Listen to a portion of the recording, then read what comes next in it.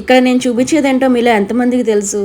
ఇది మటన్లో ఒక పార్ట్ అండి. దీన్ని దబ్బా అంటారు. ఇది తినడం వల్ల చాలా మంచిది. మనకి చలికాలంలో కొంచెం నిమ్ము చేరడము, ఆయాసం ఇలా ఉంటుంది కదండి. ఇలాగా ఉన్నవాళ్ళు ఇది తింటే కనుక ఆయాసం అనేది చాలా తగ్గుతుందండి. హెల్త్కి కూడా చాలా మంచిది. ఇది తెలిసిన వాళ్ళు ఎవరన్నా ఉంటే కామెంట్ చేయండి. ఇంకా దీన్ని వండే విధానం అంతా కూడా నేను చూపిస్తున్నాను. ఈరోజైతే నేను ఇవి తెప్పించాను అనమాట. కొంచెం చలికాలం కదా, ఇంక ఇవాళైతే పిల్లకి కూడా సెలవు, ఇంకా వండి పెడదామని చెప్పి, ఇంకా మా అమ్మాయికి బలవంతంగా అయినా పెడదామని చెప్పి నేను తెప్పించాను అనమాట. ముందుగా అయితే ఇవి ఇలా తీసుకొచ్చిన తర్వాత శుభ్రంగా కట్ చేసుకొని కడిగేసి ఉప్పు పసుపు వేసి ఉడకపెట్టుకోవాలండి.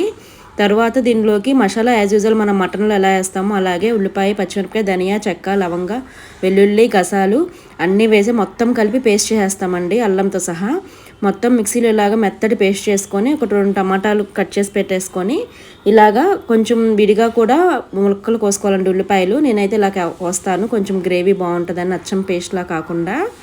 ఇంక ఇలాగైతే ఫస్ట్ ఉల్లిపాయలు వేసేసి అవి వేగిన తర్వాత మసాలా వేసుకోవాలి. మసాలా అంతా బాగా వేగి మసాలాలోంచి నూనె పైకి రావాలండి.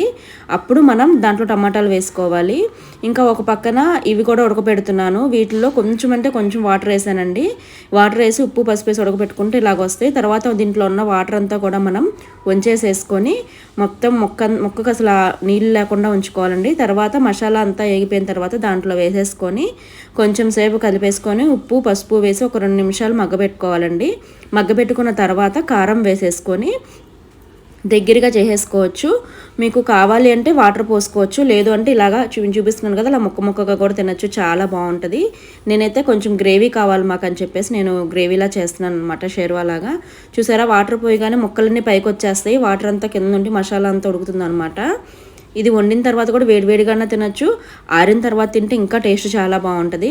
నేనైతే ఇలా చేస్తాను. ఇది మీకు తెలిస్తే కనుక కామెంట్ చేయండి. ఇదైతే చాలా బాగుంటుంది. ఇంకా ఎగ్ దోశకి నాకు చాలా దగ్గర సంబంధం ఉందండి. ఎందుకంటే యూట్యూబ్ ఛానల్ స్టార్ట్ చేసినప్పుడు నేను ఫస్ట్ చేసింది ఎగ్ దోశేనండి. ఈ వీడియోస్లో నా షార్ట్స్లో ఫస్ట్ అప్లోడ్ చేసింది. ఇంకా ఈరోజైతే మా వారికి నాకు ఇలాగ ఎగ్ దోశ వేసుకొని దాని మీద ఇలాగ దబ్బ కూర వేసుకొని తింటున్నాం అనమాట. ఈ టేస్ట్ అయితే చాలా అంటే చాలా బాగుంటుంది. నార్మల్గా కూడా దోశలో నాన్ వెజ్ కర్రీస్ చాలా బాగుంటాయండి. నేనైతే ఈరోజు ఇలాగా టేస్ట్ చేస్తున్నాను అనమాట. చాలా బాగుంది టేస్ట్ అయితే. నేను తిన్నాను, ఇంకా నెక్స్ట్ మా వారికి కూడా వేసేసి పెట్టాను అనమాట. మా వారిని అడుగుతున్నాను ఎలాగుందో చెప్పమని. ఆయన అయితే ఎక్స్ప్రెషన్స్ ఇవ్వకుండానే తింటున్నారు. ఇంక ఇప్పుడు ఆన్సర్ ఇస్తారు చూడండి. అమ్మా సరే చెప్పు, వీడియో తెస్తున్నాను చెప్తున్నా.